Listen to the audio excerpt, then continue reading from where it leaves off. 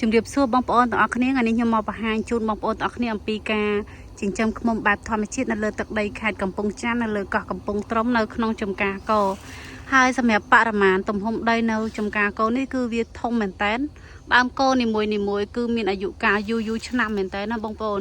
អញ្ចឹងសម្រាប់ការចិញ្ចឹមឃ្មុំបែបធម្មជាតិរបស់កសិដ្ឋានយើងខ្ញុំចាគឺយើងចិញ្ចឹមឃ្មុំបែបនេះឥឡូវបងប្អូនមើលទាំងអស់គ្នាការចិញ្ចឹមឃ្មុំគឺយើងចិញ្ចឹមដាក់នៅក្រោមដើមកោចានៅតាមដើមកោនីមួយគឺវាតែងតែមានផ្កាកោរីកហើយនៅរដូវដើមឆ្នាំនេះហើយសម្រាប់ឃ្មុំគឺវាតែងតែទៅរកចំណីដោយការទៅប្រមូលផលនៅទឹកឃ្មុំគឺទឹកដមរបស់ដើមកោគឺទឹកឃ្មុំរបស់ផ្កាកោនេះបងប្អូនឃើញទេចាវាចាប់ផ្ដើមរីកស្គុះស្គីល្អខ្លាំងមែនតើហើយសម្រាប់ការចិញ្ចឹមឃ្មុំទៀតសោតចាបងប្អូនគឺយើងយកវាមកដាក់នៅបកងធុងបែបនេះហើយយើងធ្វើការប្រមូលផលតែបញ្ជាក់ណាបកងនេះគឺជាបកងដែលយើងធ្វើការយកបកងទៅប្រមូលផលទឹកឃ្មុំហើយយើងដាក់ចូលវិញហើយដើម្បីឲ្យវាចូលមករស់នៅវិញតែនៅប៉ែកខាងនោះគឺយើងអត់ទាន់បានធ្វើការប្រមូលទេចាហើយសម្រាប់មកជួអស់នេះអីគឺយើងប្រមូលផលទឹកហើយអស់ហើយណាបងប្អូនណាឥឡូវខ្ញុំមកឲ្យបងប្អូនមើលអំពីការប្រមូលផលបន្ថែមអញ្ចឹងហើយពេលដែលយើងប្រមូលផលចាគឺយើងដាក់មុងដើម្បីការពារកុំឲ្យវាមកប្រមូលយកទឹកវិញណាព្រោះថារដូវផ្កាកោរដូវកាលនេះវាអត់សូវមានទឹកច្រើនដោយសារតែកោវាអត់សូវមានចេញទឹកដងបានច្រើនដោយការពីរដូវកាលមុនអញ្ចឹងហើយយើងធ្វើការដាក់មុងបែបនេះការពារនេះបងប្អូនឃើញវាចូលអត់រួចទេចាតែក៏មិនទាំងអស់ដែរហើយយើងធ្វើការប្រមូលបង្កងចានៅបងប្អូនឃើញទេចាពួកយើងធ្វើការប្រមូលបង្កងយើងឆែកមើលបកងណាដែលវាល្អមានទឹកចាស់ល្អយកវាមកប្រមូលផលទឹកឃ្មុំនេះគឺជាបច្ចេកទេសនៃការប្រមូលផលរបស់ពួកយើងឃើញជាក់ស្ដែងណាបងប្អូនណាចាហើយសម្រាប់ដើមកោវិញបងប្អូនណាចាធំមែនតើអញ្ចឹងយើងងាកមកមើលអំពីបច្ចេកទេសនៃការប្រមូលផលនៅក្នុងនេះម្ដងអញ្ចឹងចូលមើលជាមួយខ្ញុំទាំងអស់គ្នាសម្រាប់បកងឃ្មុំនៅពេលដែលយើងប្រមូលយកមកបងប្អូនគឺយើងឆែកមើលបកងណាដែលវាមានទឹកចាស់ល្អបែបនេះបងប្អូនឃើញជាក់ស្ដែងទេចា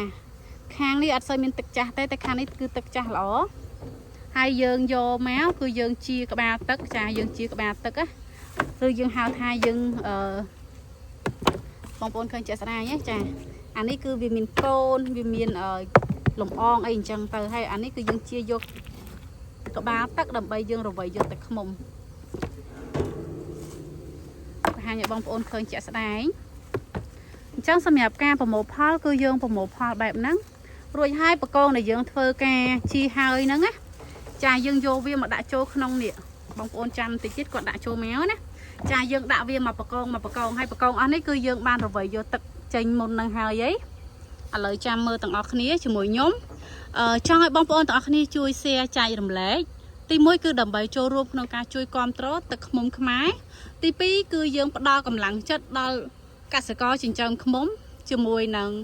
ការដែលយើងចិញ្ចឹមបែបធម្មជាតិដើម្បីប្រម៉ែប្រមូលជាមួយនឹងគុណភាពទឹកឃ្មុំសុទ្ធល្អយកជូនបងប្អូនទាំងអស់គ្នាហើយសម្រាប់ការប្រមូលផលទឹកឃ្មុំពីមួយតង់ទៅមួយតង់ចានៅពេលដែលយើងល្វីចេញជាទឹកអញ្ចេះហើយយើងធ្វើការប្រហូរយកទឹកចេញមកតង់ហើយយកវាមកត្រង់មកតង់ទៀតនេះបងប្អូននេះគឺយើងត្រង់វាចាមិនលក់ទាំងកតិចទាំងអីទៅឲ្យបងប្អូនទេណាគឺយើងត្រង់វាតស្អាតចាត្រង់វាអញ្ចឹងហើយយើងធ្វើការប្រហូរចូលលើកានយកទៅដល់បំពេញគឺខ្ញុំធ្វើការត្រង់វាដាក់ចូលស្តែនមុននឹងស្រកដបលក់ជូនបងប្អូនទៀតបច្ចេកទេសរបស់យើងគឺច្រើនដំណាក់កាលហើយសម្រាប់ទឹកឃ្មុំខ្មែររបស់យើងខ្ញុំគឺយើងមានវត្តមានជាមួយនឹងរបរនេះរយៈពេលជិត10ឆ្នាំហើយផ្ដោតសំខាន់ទៅលើគុណភាពផ្ដោតសំខាន់ទៅលើការចិញ្ចឹមឃ្មុំបែបធម្មជាតិចាផ្ដោតសំខាន់ទៅលើការប្រមូលផលដោយបច្ចេកទេសនិងអនាម័យ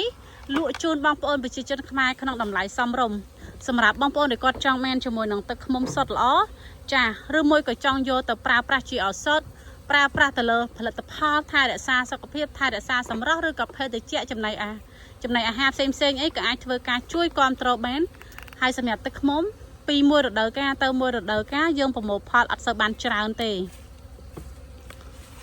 អូខេអញ្ចឹងបងប្អូនមើលបន្តអានេះគឺជាបកងឃ្មុំដែលយើងធ្វើការ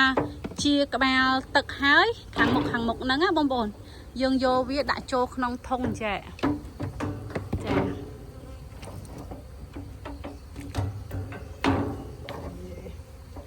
không còn khơi nhá chả dương nặng bia mà là môi hay dương rồi vậy biết tạch mông vi hô cho tạch hàng cào mền dương pra tay pra ấy mà pu cho bạch ấy tới nào bông bồn trẻ cứ dương thưa bẹp nừng nuôi dương vào một con méo ok chắc dương đã vì ở pin cho là hai dương chập đam thưa ca là vậy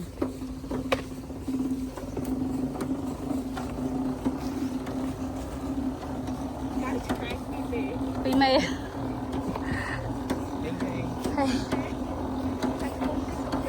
chà chia bây giờ ok bông bồn cứ dương là vậy giờ tật bạc nữa ấy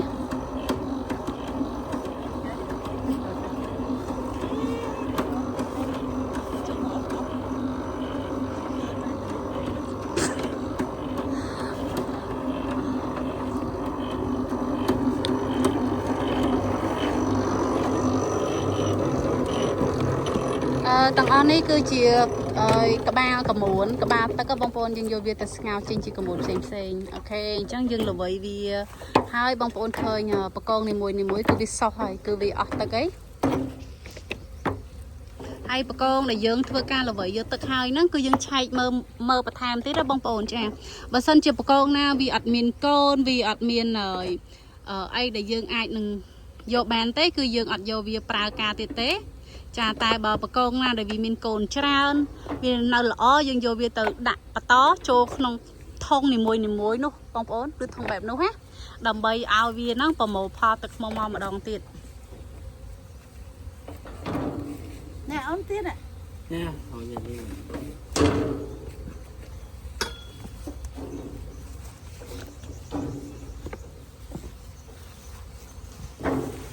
ok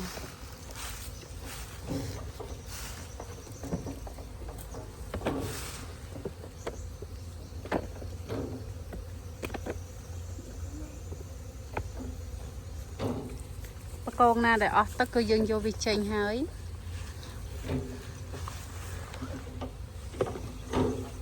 ba chân lên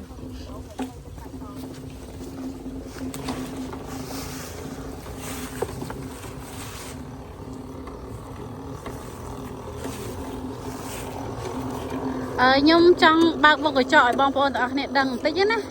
trong này chỉ xe này bộ nhôm để thơ ca và màu pha tật mông chàng đầm bay của mọi cũng tích bong bồn dương trao miên phải lấy bảo vì bong bồn chẳng đang ta phải lấy nâng cái sốt mà giật phải lấy nâng sốt hả tao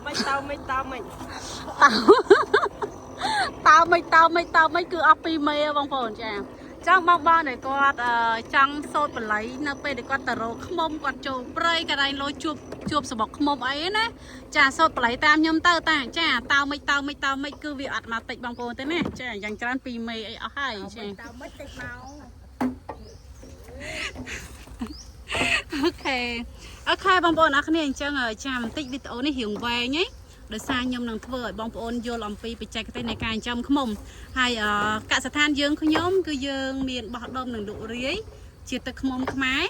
chà bong bồn ở cào bờ tê bong bồn ở nông bờ tê chà com tró cứ cho rùm com tró bàn ở bàn chra là bay lực túi bị sai cả sẽ kém nay được bò trong không phụ xong hơn thì kiện mà phụ áp hai video ok bong bồn ở này chắc ta không để dương là với hai cứ việc bàn trà chứ hai dương thôi cà và hố bong bồn chà dương và hô viên chạy chả mới trà dương và hô viên méo đầm bay vô vía từ đặt tròn bong bồn cười nhé nè trà dương và hô vía bong bồn khanh từ không mới khắp ló khăn lên tên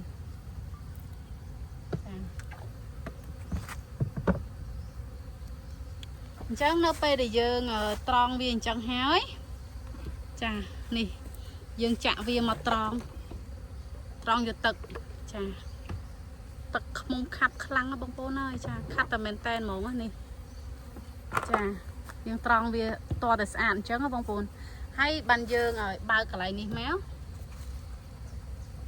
nè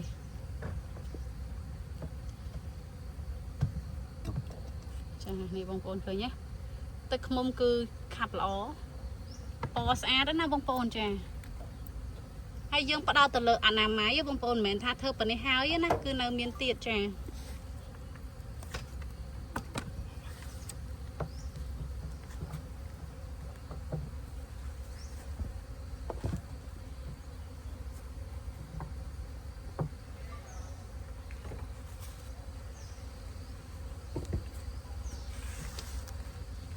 បងប្អូនអើយចាហើយបើទឹកខ្មុំប៉ុណ្ណឹងហើយมันសត់ទេមិនដឹងថាតរសត់ណាទេបងប្អូនហើយបញ្ជាក់ជូនណាទឹកខ្មុំពួកខ្ញុំគឺធានាគុណភាពជូនចាចិញ្ចឹមបែបធម្មជាតិផ្ដោតទៅលើគុណភាពនិងអនាម័យជូនបងប្អូនទាំងគ្នាអញ្ចឹងជាចុងក្រោយខ្ញុំធ្វើការបង្ហាញជូនបងប្អូនប៉ុណ្ណឹងហើយបងប្អូនមានចំណាប់អារម្មណ៍ចាចូលរួមក្នុងការគ្រប់គ្រងទឹកខ្មុំខ្មែរអីអាចធ្វើការកំងបានឬមួយក៏បងប្អូនទាំងគ្នាចង់មកស្គាល់នៅលើកោះកំពង់ត្រំកន្លែងយើងចិញ្ចឹមខ្មុំអីក៏បងប្អូនអាចអញ្ជើញមកបានដែរក៏ប៉ុន្តែសម្រាប់ការដាក់ខ្មុំនៅលើកោះនេះគឺយើងដាក់តែនៅរដូវផ្កាកោរីកតែប៉ុណ្ណោះចាយ៉ាងយូរគឺពាក់កណ្ដាលខែមួយគឺយើងដូរទីតាំងហើយចាចេញពីចកាកោទៅចកាកៅស៊ូម្ដងអញ្ចឹងសម្រាប់បងចាដែលគាត់ចង់អញ្ជើញមកមើលមកឃើញមកអីផ្សេងនៅកន្លែងចិញ្ចឹមខ្មុំគឺអាចធ្វើការមកបាននៅរដូវដើមឆ្នាំចាចន្លោះដើមខែ1ដល់ពាក់កណ្ដាលឬក៏យូរបំផុតត្រឹមចុងខែហ្នឹងគឺលែងមានទេបងប្អូនចាវាអាស្រ័យទៅលើគោហ្នឹងវាចេញផ្កាអស់នៅពេលណាតែប៉ុណ្ណោះចឹងសម្រាប់បងប្អូនដែលចង់បានទឹកខ្មុំគឺអាចដាក់ការកំងបានឬមួយក៏បងប្អូនទាំងអស់គ្នាមានចម្ងល់ចង់សាកសួរបន្ថែមផ្សេងគឺអាច comment នៅខាងក្រោមវីដេអូនេះបានសូមអរគុណច្រើនជម្រាបលាបងប្អូនអរគ្នាបាយបាយ